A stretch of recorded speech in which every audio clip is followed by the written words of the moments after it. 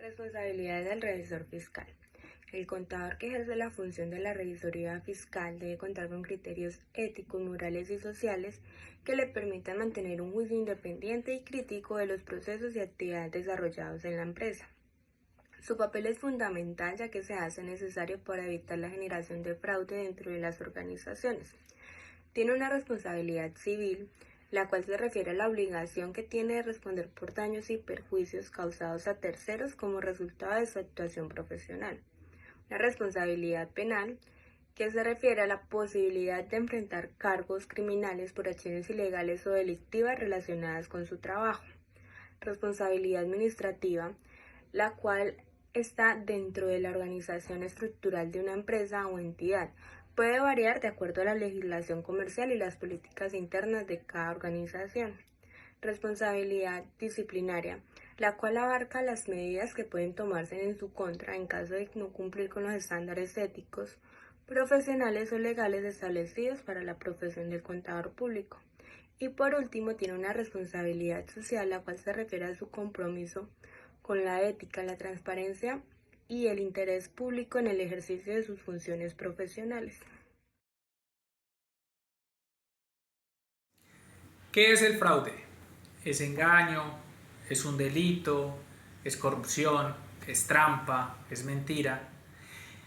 En conclusión, son todas aquellas acciones deliberadas para obtener una ventaja ilegítima, contraria a la verdad y a la rectitud, que perjudica siempre a un tercero, sea una empresa, una persona jurídica, una persona natural. En el caso de los contadores son todas esas acciones que realiza el contador y las hace de manera consciente para obtener un beneficio propio.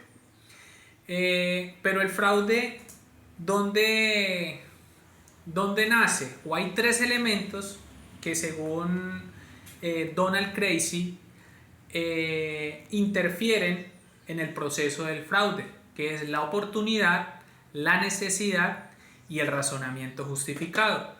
Hablando de la oportunidad, es esa que se da cuando por falta de controles en el proceso o concentración indebida de funciones se genera esa situación que es aprovechada. En el caso de la necesidad, es cuando una persona necesita imperiosamente dinero o por presiones de un tercero realiza acciones indebidas que dan lugar a fraudes. Y el racionamiento justificado son todos esos factores subjetivos que con responsabilidad y por falta de ética del empleado comete estas acciones. Entonces vemos cómo esos tres elementos al entrar en juego se da para que se cometa el fraude. Buenos días, mi nombre es Luis Alejandro Espina Romero y pues vengo a hablarles sobre los tipos del fraude. Existen tres tipos de fraude. Uno, que es el corporativo, dos, que es el fiscal, tres, que es el financiero. El corporativo es cometido por una organización para engañar o perjudicar a usuarios de los estados financieros. El fiscal implica la ocultación de hechos económicos y el financiero es el que distorsiona la información financiera con el fin de causar daños a esta entidad en la que está contratada. Vengo a hablarles sobre las variables o características del fraude. Hay dos variables que son unas las que realizan por error y otras las que se realizan directamente por fraude. Pues por error, como lo dice la palabra, pues que se hace una representación errónea por equivocación de los estados financieros, y por fraude es algo intencional por parte de una o más personas. Existen dos tipos de aseveración, una que es el fraude por manipulación de los estados financieros y la otra que es la información financiera que puede ser manipulada o adulterada o falsificada. En esta les voy a hablar sobre los fraudes más dados en las empresas. Como lo pueden ver aquí en la diapositiva, robar activos físicos e intelectual, hacer entidad, ocultamiento a recibos falsos, perpetración de fraude, usar los activos de una entidad para uso o beneficio personal. Estos son los fraudes más dados que están en las empresas. Muchas gracias. En el desarrollo de sus funciones como revisor fiscal se hace necesario implementar acciones que permitan detectar posibles casos de fraude a tiempo. Primero, documentar y comunicar las irregularidades que se hayan detectado a la gerencia de la organización. Segundo, asegurarse e investigar más a fondo si lo considera necesario. Esto puede implicar entrevistas a los empleados, revisar documentos adicionales y, de ser necesario, obtener asesoramiento legal. Tercero, el revisor fiscal debe identificar las áreas de la organización donde existe un mayor riesgo de fraude.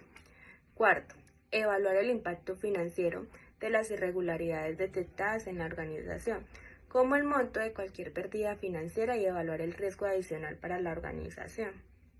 Quinto, hacer recomendaciones basadas en la investigación y en la evaluación realizada, evaluando las acciones que deben tomarse para abordar las irregularidades y prevenir futuros incidentes. Sexto, seguir los procedimientos legales y regulatorios, asegurarse de cumplir con todos los procedimientos legales, incluyendo, de ser necesario, informar a las autoridades competentes. Séptimo, mantener la confidencialidad. Es importante que el revisor fiscal maneje la información sobre las irregularidades detectadas con confidencialidad y solo la comparta con las partes relevantes que necesiten conocerla para abordar la situación. Muy buen día, mi nombre es Catalina Trujillo. Elementos con los que cuenta el revisor fiscal como responsable ante los casos de fraude. Número 1. Información. Es atendida como una herramienta para el revisor fiscal por medio del cual materializa su trabajo. Le otorga excelencia y credibilidad al informar oportunamente cualquier situación. Se compone de elementos como comunicación, planes, publicidad, idealización. Número 2. Decisión. Esta acción aparece en todo el proceso fiscalizador, evidenciando en el profesionalismo sus cualidades de independencia mental, pues todo lo que se exprese o se deje de expresar acarrea consecuencias que se materializan en riesgos, incertidumbres. Se compone de elementos como conocimiento previo, retroalimentación, recursos previos. Número 3. Acción. Esta conlleva efectuar lo decidido y a su vez seguir las estrategias programadas para corroborar las causales previstas y encauzar las consecuencias de ser necesario. Se compone de elementos como procedimiento, mecanismos, operación, corrección. Al mismo tiempo, infiere que la responsabilidad del revisor fiscal son complejas y hacen parte de un trabajo permanente, incesante, constante, y que parecería estar orientado al área de tesorería, a la detección o prevención del fraude. Por esto es muy importante que el revisor fiscal, como entidad garante de la verdad, esté evaluando constantemente sus actuaciones en la organización o empresa, evitando con ello verse inmiscuido en situaciones de fraude, teniendo en cuenta que ante cualquier situación sospechosa, su obligación es comunicarla, no quedarse callado. Está claro que debido a que la organización que está obligada a llevar revisoría fiscal, en la misma que contrata al profesional, en esta situación se pudiera presentar un dilema ético de objetividad por el ser conscientes como profesionales que nuestra responsabilidad es global. Es claro que nuestra responsabilidad no solamente es cumplirle a la organización de manera de cumplir con el requisito, sino que somos garantes del manejo y los resultados de la empresa y sus responsabilidades frente al Estado y a la sociedad. Muchas gracias.